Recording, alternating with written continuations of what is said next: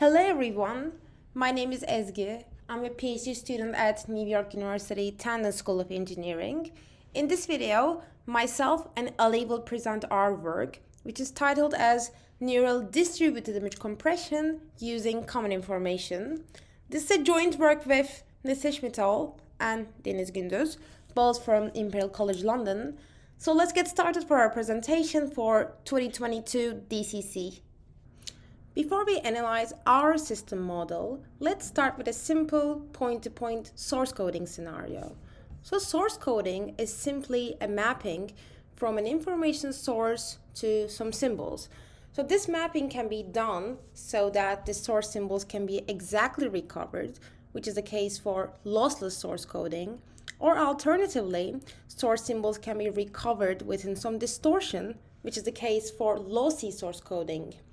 In this work, we are interested in lossy image compression, where we would like to reconstruct some image, let's call it X, as X hat, through a rate-limited link, subject to some distortion constraint. We know from information theory that in this lossy compression problems, the fundamental performance bounds can be characterized by two competing goals. The first one is the rate, which corresponds to the Shannon entropy of discretized representations. And the second competing goal is distortion, which mainly arises due to the error coming from the quantization step. However, in our work, we are interested in distributed source coding setup, where we have a side information available to us only at the decoder side in the form of a correlated image Y. Historically, distributed source coding goes back to the seminal work of Slepian and Wolf, which was applicable for the lossless case. Later, Weiner and Ziv extended this to the lossy case, and they showed that the decoder side information provides unbounded gains in rate. Although the theoretical results in DSC goes back to the 70s, there has been little focus given to the practical code design beyond some simple source distributions. Only 30 years after the initial results, one of the most important practical works of DSC, Discus, was proposed. The novelty of this work is that they incorporate a channel coding principle, that is syndrome decoding, into the source coding problem and establish a constructive code design framework for statistically dependent binary and Gaussian sources. Another example of a practical work of DSC is in the context of lightweight video compression, where video sequences were split in a way that some portion of the frames were used as side information at the decoder side.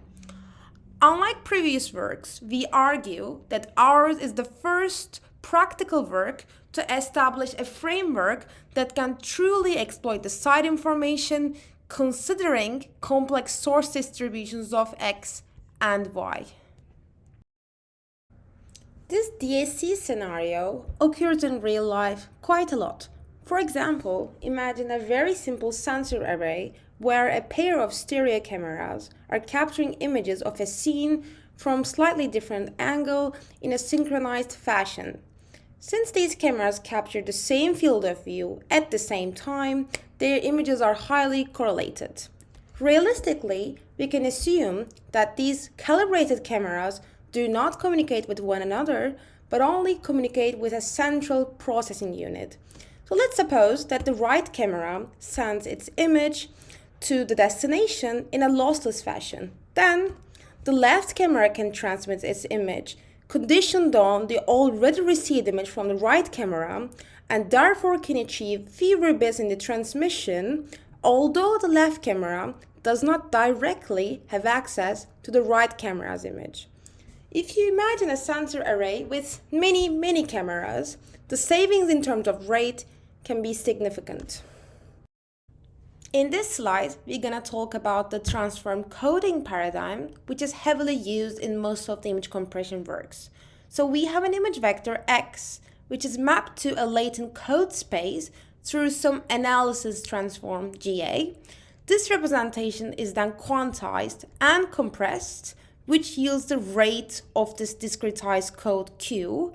And then by interpreting the discrete elements of Q to be continuous valued vector U hat, we transform them back to the data space using some synthesis transform GS.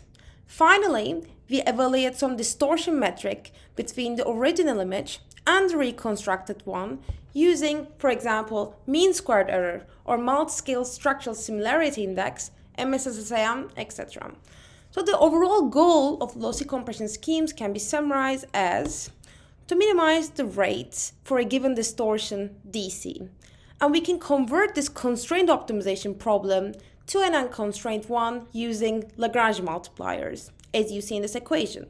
Here, by varying the lambda value, we obtain different points on the rate distortion curve.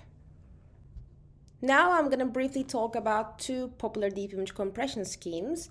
The first one is the one proposed by Bala et al. In 2017, which makes use of an autoencoder to design the neural network in an end-to-end fashion.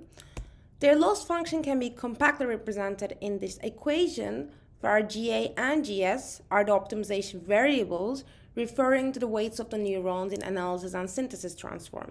Here, the rate is simply the Shannon entropy of latence U. In the sequel work, Bala et al. Introduced priors onto the latent representation itself, which they call hyperpriors, whose goal is to further compress the correlation within the latent elements. In this case, the rate terms has some additional extra bits, which are sent to the decoder to accommodate hyperpriors. Now, let's look at the current deep image compression schemes which do exploit decoder side information, unlike Bala et al. Models that we just saw. So, Ozyilkan and Avidan proposed the DCC model in 2020, where they first reconstruct the intermediate image X stack without using any information from the correlated side information image Y. Then they refine this X stack by finding corresponding patches from the decoded version of the side information image Y.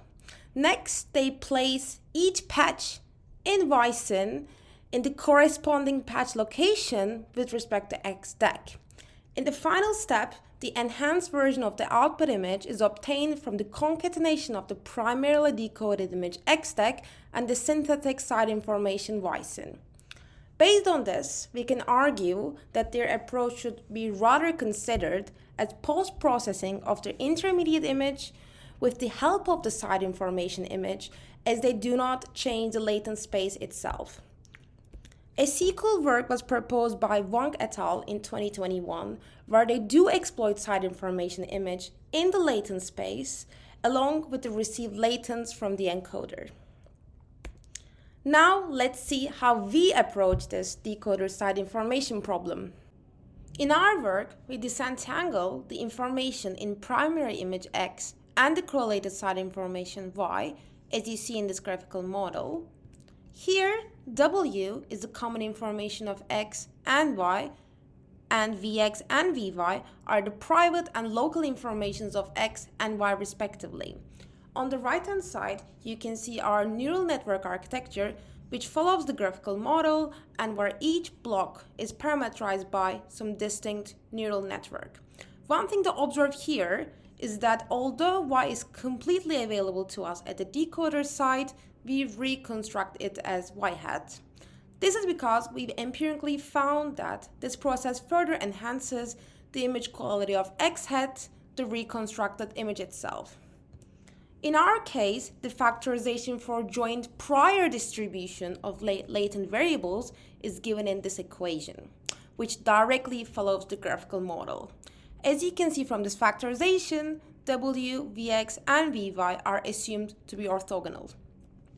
In this equation, you can see the factorization for the variational approximation of the posterior distribution, which follows the system model. One thing to observe here is that W is extracted from the side information image Y, and local informations Vx and Vy are individually obtained from images X and Y. Now we are ready to formulate our loss function. Our loss function construction is similar to Bala et al., where we would like to minimize the expectation of the KL divergence between the approximate variational density Q and the true posterior distribution P over the data distribution P x, y. When we open this equation up, we observe that the first term here in the next line is a constant due to the uniform noise added onto the quantized latence Vx due to differentiability reasons. And the second and the third terms are also evaluated to be a constant since we assume that the associated conditional entropies are zero. The compact form of our loss function can be written as this equation. As you can see, here alpha determines how much importance is given to the reconstruction of the correlated image y, and beta serves as a handle on the amount of common information extracted from the side information image. Thank you, Ezgi, for your presentation.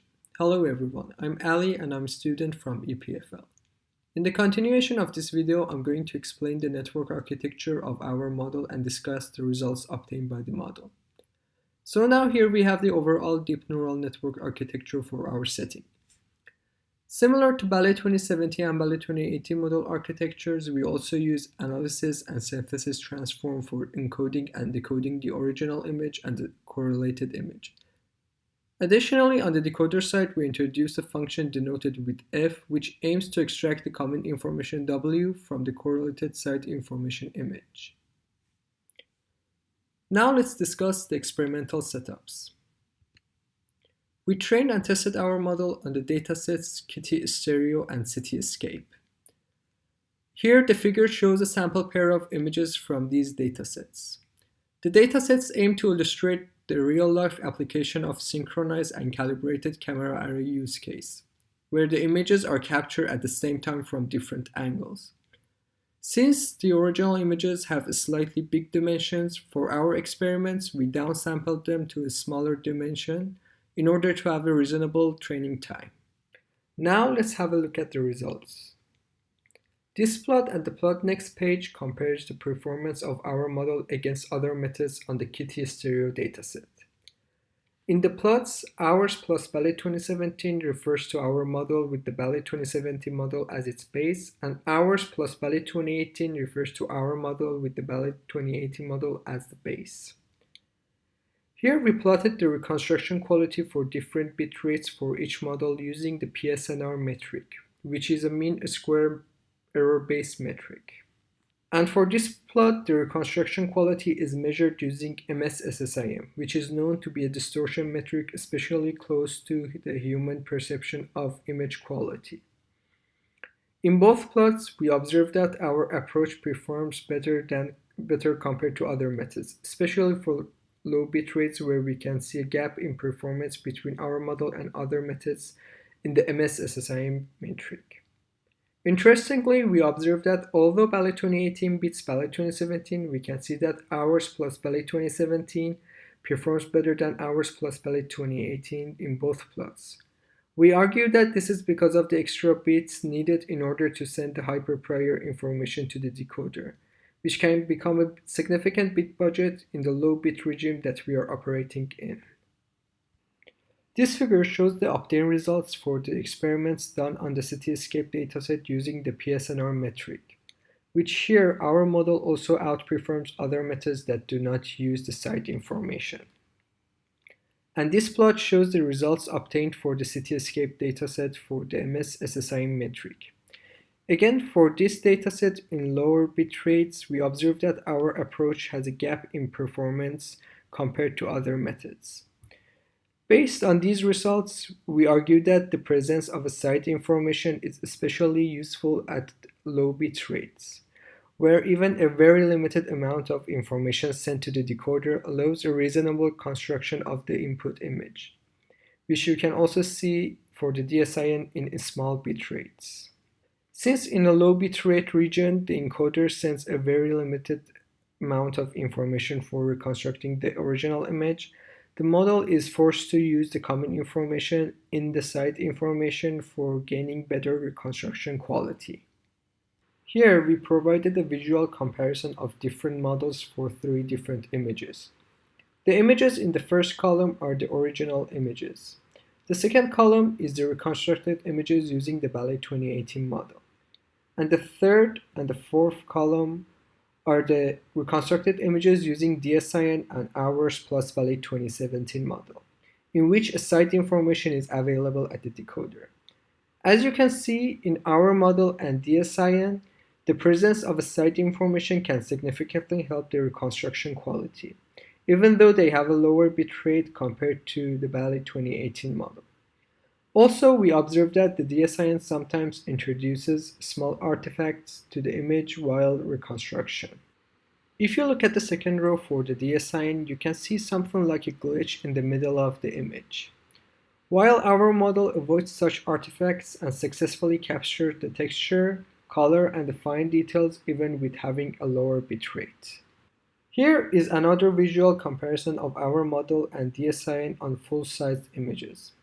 Here you can see that our model was able to preserve some texture details in the building walls and the trees, whereas the DSIN blurs such details in the image. Now let's discuss the effect of hyperparameters. Here we studied the impact of different parts of the loss function by changing parameters alpha and beta. We trained and tested our model using 4 different variations of alpha and beta. In these experiments, by setting alpha to 0, we are essentially removing the site information reconstruction. And by making beta smaller, we encourage the network to extract more common information. Basically, beta is a regularization on the complexity of common information that is extracted. By making beta higher, we encourage the network to extract simpler Ws.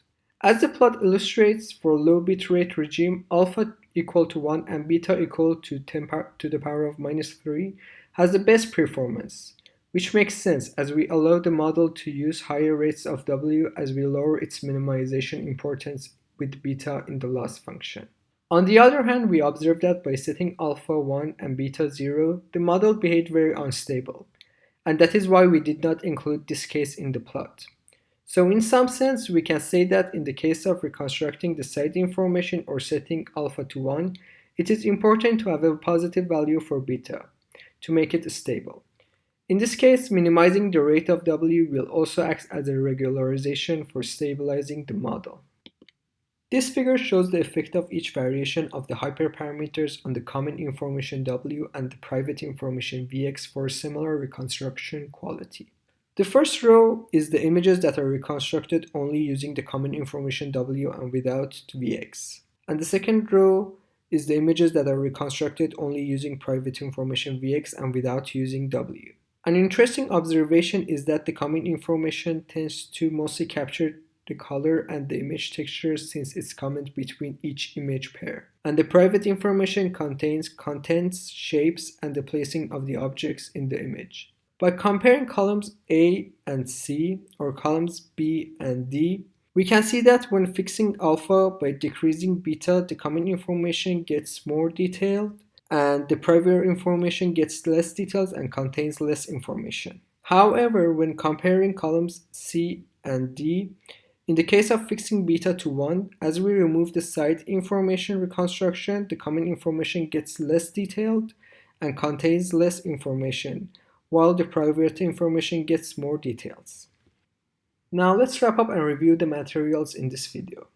In this work, we presented a practical implementation of Wiener zip compression with decoder-only site information using deep neural networks. Our approach has the first result that truly uses the site information for reducing the compression rate through the latent space. Also, by training the model, the neural networks learned the site information statistics without having access to the observed original image. We saw that our approach is based on separating the private information from the common information in the original image.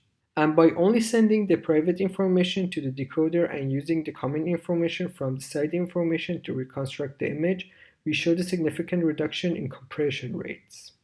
And finally, we saw that the common information mostly contains the global texture and color of the image, which can be controlled using hyperparameters alpha and beta. Thank you for your attention.